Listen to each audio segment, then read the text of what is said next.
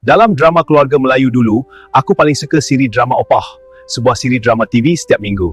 Tapi ada satu drama TV keluarga Mat Salleh ni, aku cukup suka drama Little House on the Prairie. Jarang miss tengok setiap minggu. Drama Little House on the Prairie ini diadaptasi daripada siri buku autobiografi karya Laura Ingalls Wilder. Dan drama ini disiarkan dari tahun 197 Mac hingga 1983, selama 9 musim bro. Drama ini mengisahkan kehidupan keluarga Ingalls Charles, isterinya Caroline, serta anak-anak perempuan mereka Mary, Laura dan Carrie. Sebuah kisah kehidupan di padang rumput Walnut Grove, Minnesota, Amerika Syarikat pada akhir abad ke-19. Aku fikir kehidupan keluarga ini begitu menarik dengan latar belakang pemandangan padang rumput yang sangat luas. Si kecil depan saya ni sudah pun berumur 50 tahun lebih tahun ni rasanya.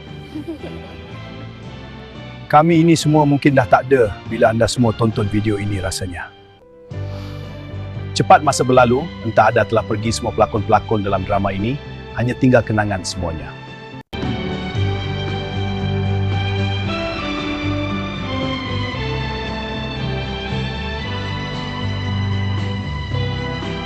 Semoga perkongsian aku ni dapat mengimbau kenangan kita semua masa kecil dulu. Jumpa dalam episod seterusnya. Assalamualaikum. Bye-bye.